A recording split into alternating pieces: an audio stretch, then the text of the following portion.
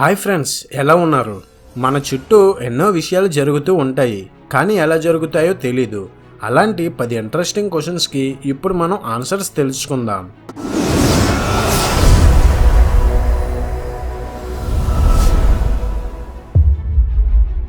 టాపిక్లోకి వెళ్తే నెంబర్ 1, విషపూరితమైన పాము కాటేస్తే వేరే పాము కూడా చనిపోతుందా? దీనికి జవాబేంటో ఇప్పుడు చూద్దాం. విషపూరితమైన పాము కొరలకు అనుసంధానంగా విషగ్రంథులు ఉంటాయి. పాము కాటేసినప్పుడు ఆ గ్రంథులలో ద్రవరూపంలో ఉండే విషం కోరల గుండా ప్రవహించి బయటకు వస్తుంది. కోరలు చేసిన గాయం ద్వారా కాటుకు గురైన జీవి దేహంలోకి ప్రవేశిస్తుంది. ఆ విషం ఆ జీవి రక్తంలో కలిస్తే అది చనిపోయే అవకాశం ఉంది. అది మరో పామైనా సరే. చనిపోవడం అనేది విషం మోతాదుపై ఆధారపడి ఉంటుంది. కొన్ని వ్యాధుల నివారణకు పాము విషాన్ని మందుగా వాడుతారు. అప్పుడు ఆ విషం వ్యక్తి రక్తంలో కలవకుండా జీర్ణ వ్యవస్థలో జీర్ణమవడంతో హాని జరగదు. కాటు వేసిన పాముకి కూడా ప్రమాదం వాటిల్లే పరిస్థితులు ఉంటాయి. పొటాషియం సైనైడ్ లాంటి విష పదార్థాలను సేవించి చనిపోయిన వ్యక్తి దేహాన్ని పాము కాటు వేస్తే దాని కొరల గుండా ఆ విషం దాని రక్తంలోకి ప్రవేశించి పాము చనిపోయే అవకాశం ఉంది. అలాగే డ్రగ్స్, మాదక ద్రవ్యాలను చాలా కాలంగా వాడే వ్యక్తి రక్తం కూడా విషపూరితం అవుతుంది. అతడిని కాటేసిన పాముకి ప్రమాదమే. నెంబర్ 2, పాములు, బొద్దింకలు ప్రకృతిలో పర్యావరణానికి ఏ విధంగా దోహదపడుతున్నాయి? దీనికి జవాబేంటో ఇప్పుడు చూద్దాం. ఈ విశాల విశ్వంలో మనకు తెలిసినంత వరకు భూమి తర్వాత మరెక్కడ జీవం ఉన్నట్లు ఆనవాళ్లే లేవు. భూమి మీద జీవం ఆవిర్భవించి సుమారు 400 కోట్ల సంవత్సరాలు అయింది. ఎన్నో లక్షల రకాల వృక్ష జాతులు, వేలాదిగా జంతు జాతులు ఈ భూమి మీద పరిణామం చెంది పర్యావరణానికి అనుకూలంగా ప్రకృతి వర్ణం ప్రకారం జీవనం సాగిస్తూ ఉన్నాయి. పరస్పరం సహకరించుకుంటూ సహజీవనం సాగిస్తూ జీవవర్ణాన్ని, జీవ వైవిధ్యాన్ని సమతుల్యం చేయగలుగుతున్నాయి. ప్రకృతిని ఎదిరించే సామర్థ్యం జంతువులకు, వృక్షాలకు లేదు. కానీ మానవుడికి ఉన్న తెలివి, అవసరాల కారణంగా ప్రకృతిని ఎదిరించి పర్యావరణాన్ని ప్రభావితం చేస్తున్నాడు. ఫలితంగా జీవ వైవిధ్యంలో తేడాలు సంభవిస్తున్నాయి. విపరీతమైన పట్టణీకరణ, జల ప్రణాళిక వల్ల ఎలుకలు, కప్పలు, పాములు, బొద్దింకలు, పిచ్చుకలు, గాడిదలు, నక్కలు, రాబందులు, పులులు వంటి పలు జంతువుల సంఖ్య క్రమేపీ తగ్గుతూ వస్తుంది. బొద్దింకలు పలు రకాల మురికి పదార్థాలు తిని కూడా బతుకుతాయి. ఒక అంచనా ప్రకారం అత్యంత స్వల్పంగా పరిణామం చెందని అతి పురాతన జీవి బొద్దింక. ఎందుకంటే దాని జీవన విధానం ప్రకృతి ఆటిపోట్లను తట్టుకోగలగడమే కారణం అంటున్నారు. పంటల్ని, ధాన్యాన్ని తినే ఎలుకల్ని భక్షించేవి పాములే. పాముల్లో ఎన్నో రకాలున్న నేల మీద సంచరించే పాముల్లో 3 మాత్రమే విషసర్పాలు. కానీ మనం అన్నింటినీ భయంతో చంపుతున్నాం. కానీ పాములు, బొద్దింకలు కూడా ప్రకృతికి అవసరమే. నెంబర్ 3, స్నైపీల్ చేప గురించి చెప్పండి. దీనికి జవాబేంటో ఇప్పుడు చూద్దాం. తాడ, పామ, చేప. తాడులాంటి రూపం, 5 అడుగుల పొడవు, బాతులాంటి ముక్కు ఈ వింత చేప పేరు స్నైపీల్. భూమి మీద వెన్నెముక ఉన్న జీవుల గురించి తెలుసు కదా. ఆ వెన్నెముకలో వెన్నుపూసలు ఉంటాయి కదా. మరి ప్రపంచం మొత్తం మీద ఎక్కువ వెన్నుపూసలు కలిగి ఉండే జీవి ఏదో తెలుసా? అదే స్నైపీల్. దీనికి ఏకంగా 750 వెన్నుపూసలు ఉంటాయి. మరి సముద్రంలో దాన్ని చూస్తే ఏ దారమో కొట్టుకుపోతున్నట్లు ఉంటుంది. చాలా జాగ్రత్తగా చూస్తేనే కానీ తెలీదు అదొక జలచరం అని. సన్నని పాములో కనిపించే దీన్ని అందుకే థ్రెడ్ ఫిష్ అని కూడా అంటారు. అంటే దారం చేప అన్నమాట. ఇది ఈల్ చేపల కోవకే చెందిన మిగతా వాటికన్నా భిన్నంగా ఉంటుంది. ఇది ఎంత పొడవు పెరుగుతుందో తెలుసా? 5 అడుగులకు పైమాటే. దీని శరీరం వెడల్పుతో పోలిస్తే పొడవు 75 రెట్లు ఎక్కువగా ఉంటుంది. శరీరం కూడా చాలా మెత్తన.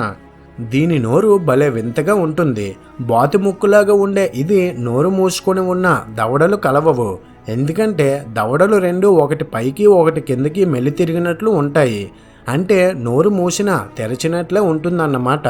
ఆ నోరుని బోర్లా చాపి సముద్రంలో ఈదుతూ ఉంటే బుల్లి జలచరాలు దూరిపోతూ ఉంటాయి.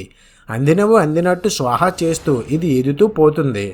నోట్లో పళ్ళు వెనక్కి ఉండడంతో ఓసారి చిక్కినది జారిపోవడం కష్టమే. అన్ని సముద్రాల్లోనూ దాదాపు 6000 అడుగుల లోతులో కాలక్షేపం చేసే ఇవి ఏకంగా 10 ఏళ్ళు బతుకుతాయి. మీకు తెలుసా, ప్రపంచం మొత్తం మీద 600 జాతుల ఈల్ చేపలు ఉన్నాయి. ఇవి ముందుకి వెనక్కి కూడా ఈదగలవు. వీటిల్లో కొన్ని జాతుల చేపలు గుడ్లను పెట్టడానికి 4000 కిలోమీటర్ల దూరం వరకు వలస వెళ్తాయి. నెంబర్ 4, సబ్బు నొరుగు నుంచి వచ్చే బుడగలను తడి చేత్తో ముట్టుకుంటే పేలవు, పొడి చేత్తో తాకితే పేలుతాయి. అలా ఎందుకు జరుగుతుంది? దీనికి జవాబేంటో ఇప్పుడు చూద్దాం. నీటిలో సబ్బును వేసినప్పుడు తలతన్యత తగ్గడం వల్ల బుడగలు ఏర్పడతాయి. వీటి లోపల ఉండేదంతా నీటి ఆవిరి గాలే. బయట గాలి పీడనం, బుడగ లోపల గాలి పీడనం సమానంగా ఉన్నంతసేపు బుడగ స్థిరంగానే ఉంటుంది. లోపల పీడనం కొంచెం అధికంగా ఉండడంతో బుడగ పెద్దదై బయట గాలి పీడనానికి సమానం అయ్యేంత వరకు విస్తరిస్తుంది. దీని పొర చాలా పొల్చిగా, అంటే మిల్లీమీటర్లో 10 నుంచి 100వ భాగం మందం మాత్రమే ఉంటుంది. కాబట్టి ఏది తగిలినా ఇట్టే పగిలిపోతుంది. చేయి తడిగా ఉందంటే నీటి పొరతో కూడా ఉన్నట్లే. కాబట్టి బుడగ తాకిన దానిపై పొరకు ఏమీ కాదు. అదే పొడి చేత ముట్టినప్పుడు బుడగ పై పొరలోని నీరు చేతికి అంటుకుంటుంది. అప్పుడు బుడగ పై పొరలోని నీరు కొంత వెళ్ళిపోయినట్టే కదా. కొన్ని ఇటుకలు తీసేస్తే గోడ కూలినట్లుగానే పొడి చేయి బుడగకు తగిలినప్పుడు బుడగపై పొరలోని నీటిని కోల్పోయి అది పేలిపోతుంది. నెంబర్ 5. సబ్బులు రకరకాల రంగుల్లో ఉన్న వాటి నొరగ మాత్రం తెల్లగానే ఎందుకు ఉంటుంది? దీనికి జవాబేంటో ఇప్పుడు చూద్దాం. కాస్త నీలం రంగు సీరను గ్లాసుడు నీళ్ళలో కలిపితే నీటి రంగు మారుతుంది. ఆ రంగు నీటిని ఒక చెంచాడు తీసుకుని ఒక బకెట్ నీటిలో కలిపితే ఆ నీటి రంగు మారదు. సబ్బుల తయారీ సమయంలో రసాయనాలకు రంగులను కలపడం ద్వారా రంగురంగుల సబ్బులను తయారు చేస్తున్నారు. సబ్బు బిళ్ళ పరిమాణం తక్కువ కాబట్టి మనకు సబ్బులో కలిపిన రంగు కనిపిస్తుంది.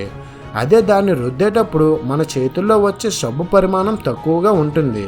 సబ్బులో కొంత భాగాన్ని నీటిలో కలిపి చిలగొట్టినా వచ్చే నురగ తెల్లగానే ఉంటుంది. ఎందుకంటే సబ్బు బుడగల పొర చాలా సన్నగా ఉంటుంది, పైగా పారదర్శకం కూడా. నురగలో సబ్బు బుడగలు ఎక్కువ సంఖ్యలో కలిసి ఉండడంతో ఒక బుడగలోకి ప్రవేశించిన కాంతి మరొక బుడగ ఉపరితలంపై పడి పరావర్తనం చెందుతుంది. ఇలా అనేక బుడగలపై పడిన కాంతి పరావర్తనం చెంది మన కంటిలోకి ప్రవేశించడంతో ఆ నురగ మనకు తెల్లగా కనిపిస్తుంది. నెంబర్ 6. సబ్బుతో మురికి ఎలా వదులుతుంది? దీనికి జవాబేంటో ఇప్పుడు చూద్దాం. నీళ్లతో మాత్రమే చేయి కడుక్కుంటే మురికి వదిలినట్లు అనిపించదు. నీటికున్న తలతన్యత గుణము వల్ల సన్నని దుమ్ము, ధూళి, జిడ్డు వంటివి నీటిపై పొరకు అంటిపెట్టుకొని నిలుస్తాయి. ఇది పాల మీద మేగడతోట్టు తేలుతున్నటువంటిదే. ఇటువంటి మురికి నీటితో కలవదు. కానీ సబ్బుతో కడుక్కున్నప్పుడు సబ్బులోని రసాయనాలు నురగ నీటి పై పొరలోనున్న తలతన్యతను తొలగిస్తుంది. కాబట్టి చేతుకున్న మలినం నీటితో పాటుగా జారిపోతుంది. నెంబర్ 7. స్నానం చేసేటప్పుడు, బట్టలు ఉతికేటప్పుడు సబ్బులు మురికిని ఎలా వదిలించగలవు? దీనికి జవాబేంటో ఇప్పుడు చూద్దాం. మనం వేసుకునే వస్త్రాల మీద, శరీరం మీద చేరే మురికి కణాలు 2 రకాలు. కొన్ని నూనె లాంటి జిడ్డు పదార్థాలకు చెందినవైతే మరికొన్ని విద్యుత్ ఆవేశాలు కలిగినవి. గాలిలోని కణాలు ఒకదానిని మరొకటి రాసుకోవడం వల్ల దానికి విద్యుత్ ఆవేశం కలుగుతుంది. మామూలుగా నీటిలో ముంచి బట్టలు ఉతకడం వల్ల కానీ, శరీరంపై నీరు పోసుకుని రుద్దుకోవడం వల్ల కానీ ఆ మురికి కణాలు సులభంగా తొలగిపోవు. పైగా ఉతకడం వల్ల, రుద్దడం వల్ల ఆ కణాలలో విద్యుత్ ఆవేశం తొలగిపోయి బట్టలకు, ఒంటికి అంటుకుపోతాయి. నూనె కణాలు నీటితో కలవకపోవడం వల్ల అవి మరీ అతుక్కుపోతాయి. సబ్బు వివిధ రకాల రసాయనిక పదార్థాల సమ్మేళనం.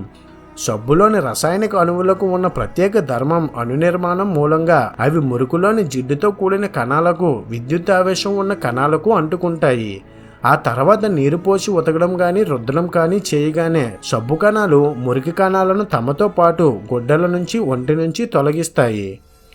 నెంబర్ 8. సౌరపవనాలు అంటే ఏమిటి? దీనికి జవాబేంటో ఇప్పుడు చూద్దాం. సౌరపవనాలు విద్యుత్ ఆవేశంతో కూడిన పరమాణువుల ప్రవాహం. ఈ పవనాల్లో ఎలక్ట్రాన్లు, ప్రోటాన్లు, కొంత నిష్పత్తిలో బరువైన కేంద్రకాలు కూడా ఉంటాయి. ఇవి సూర్య వాతావరణంలో ఉండే అయస్కాంత క్షేత్రం నుంచి వెలువడతాయి. సూర్యుని భాగమైన కరోనాలోని అత్యధిక ఉష్ణం వల్ల ఉత్పన్నమయ్యే అధిక పీడనం వల్ల అక్కడి నుంచి వెలుపలకు, అంటే గ్రహాంతర ప్రదేశాల్లోని అన్ని దిశలకు ప్రవహించే గాలులే సౌర పవనాలు.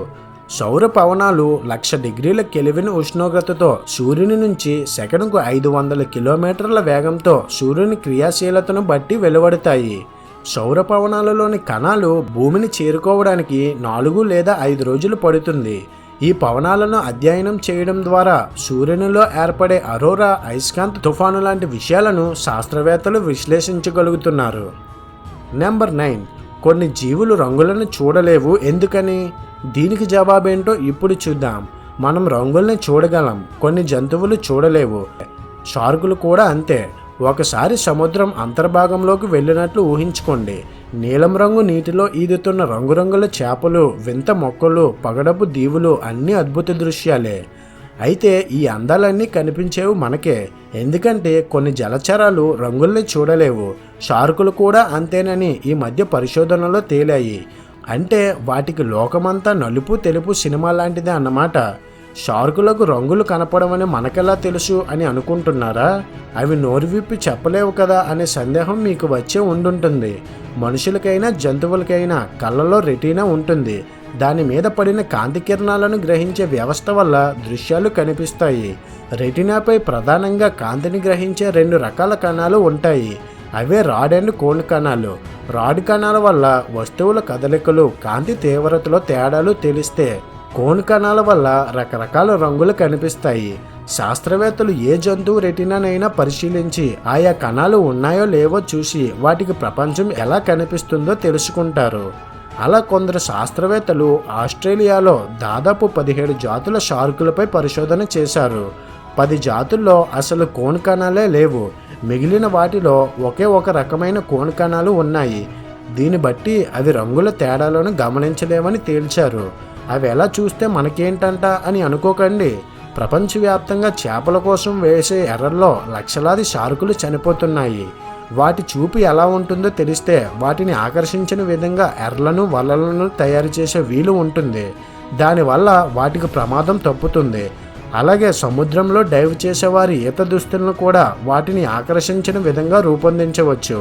అందువల్ల మనకి ప్రమాదం తప్పుతుంది కదా. అలాగే మీకోసం కొన్ని ఫ్యాక్ట్స్ చెప్తున్నాను, వినండి. కుక్కలు పిల్లులకు ఎరుపు ఆకుపచ్చ రంగులు కనిపించవు. ఆవులు గేదెలు లాంటి పశువులకు లోకమంతా నలుపు తెలుపుల్లోనే కనిపిస్తుంది.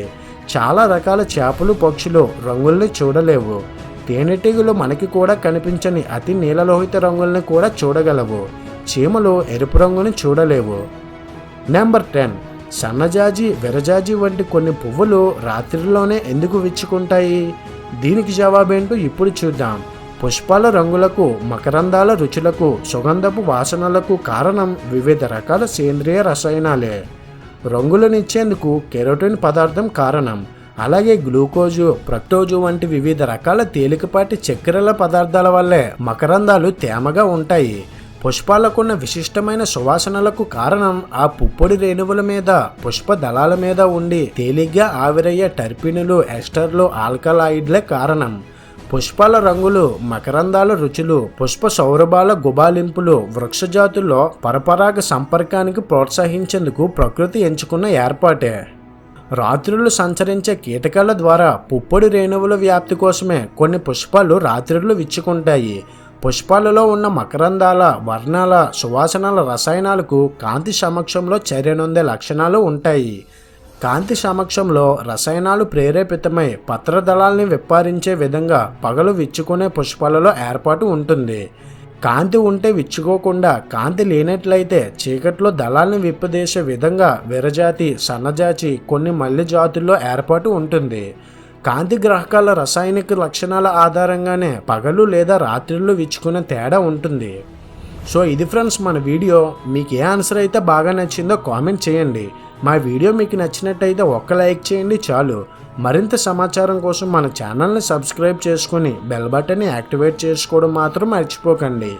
రేపు సరికొత్త వీడియోతో మీ ముందుకు వచ్చేస్తాను. అంతవరకు హ్యాపీగా ఉండండి.